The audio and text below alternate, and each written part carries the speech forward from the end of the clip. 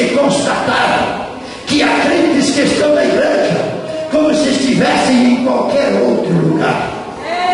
Sentem-se bem porque estão na igreja, onde ouvem palavras boas e bonitas.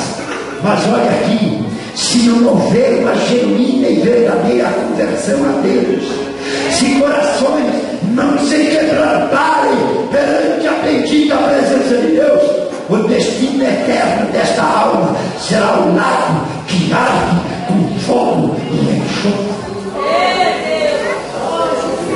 Você diz, mas no céu isso é pesado.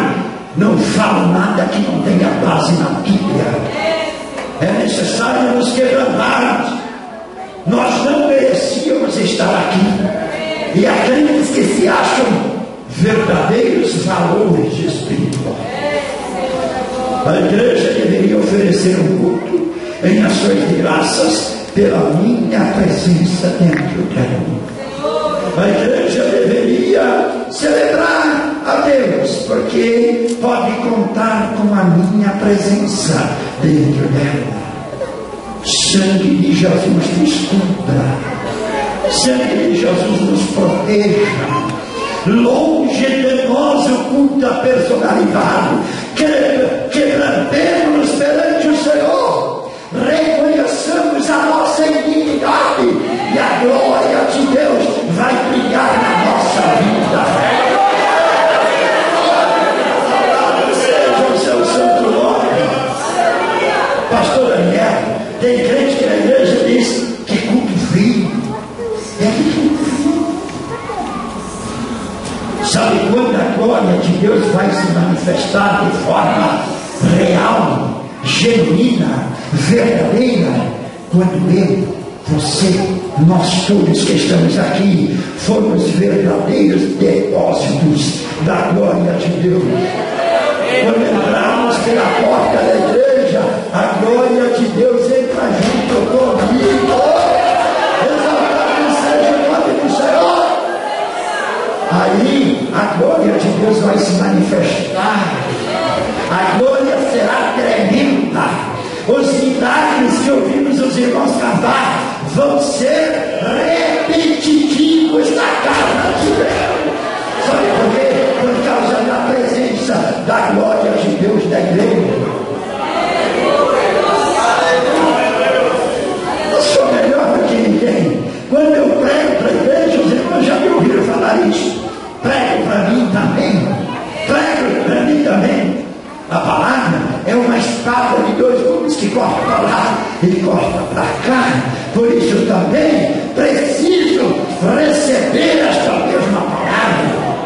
Louvado seja o nome do Senhor. Terceiro propósito da ceia. Você sabe por que é que você vem participar da ceia? É possível que sim. É possível que sim. Sabe por quê? Um dos propósitos. Participando da ceia, você está demonstrando com a tua atitude que Jesus vai voltar. Aleluia.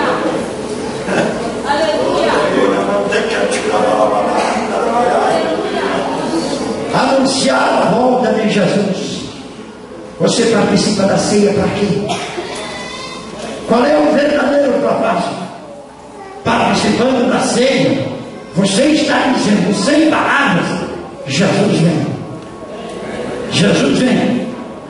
A grande diferença, olha aqui para mim, a grande diferença é esta: quando Jesus voltar, eu vou com ele ou eu vou ficar?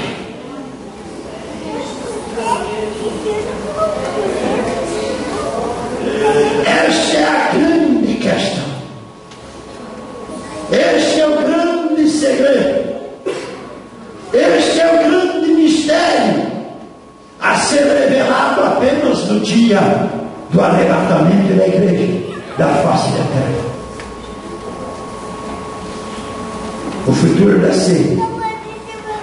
Terceira razão da ceia: o seu futuro.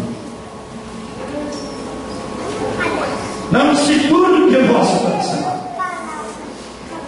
Você vocês creem em Deus, creem também em mim.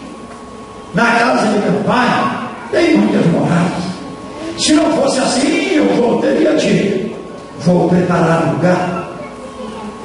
E se eu for e vos preparar lugar, voltarei outra vez e vos levarei para mim mesmo, para que onde eu esteja, estejais vós também. Faz 30 anos que, pela graça, bondade e misericórdia de Deus, eu aceitei a Cristo como meu Salvador. Desde lá eu escuto: Jesus vem. Pergunta para mim se eu já me cansei de ouvir esta mensagem. Já se cansou, Valdemar? Você era mesmo na época? Já se cansou de ouvir que Jesus vem? Eu não. Eu não. Toda vez que eu escuto Jesus vem, eu recebo uma mensagem de advertência. Se Jesus vem, eu preciso estar preparado.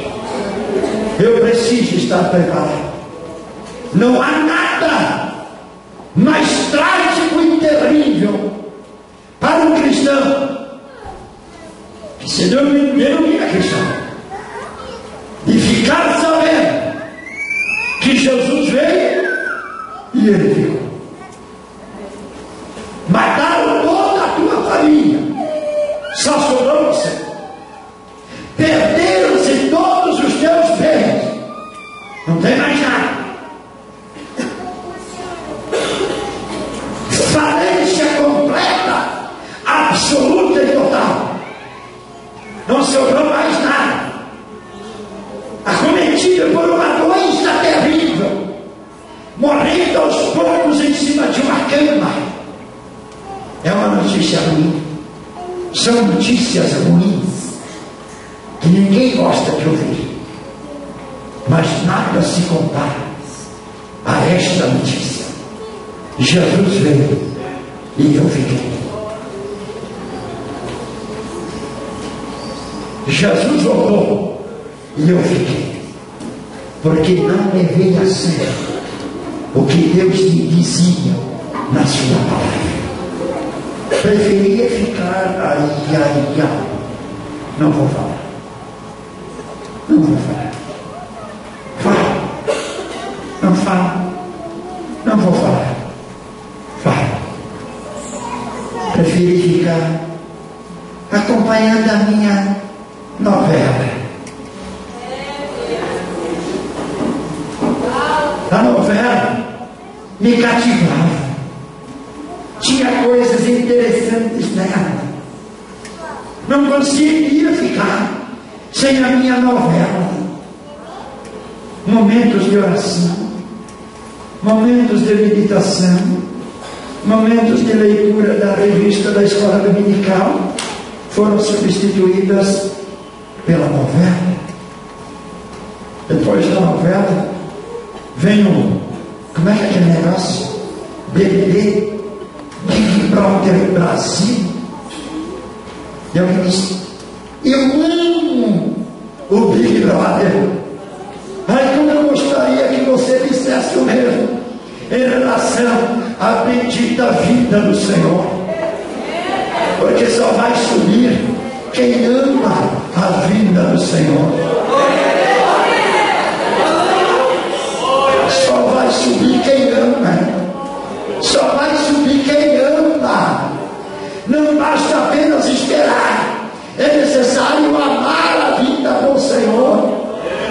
Se eu amo a sua vida, aleluia, vou fazer de tudo, mesmo nas minhas limitações e nas minhas fraquezas, mas haverei de confessar diante do Senhor a sua graça, o seu amor e a sua misericórdia, e assim amo a vida do Senhor. Fiquei sabendo, não me pergunte quem, claro que eu nunca vou dizer, para mim não me interessa, nem lembro quem foi, diz crentes. Ai, meu Cristo amado, pastor Daniel, vou pedir a minha cabeça no prato, de crentes que procuram lojas que locam DVDs que um abençoado fez para lá em casa aquele DVD abençoado.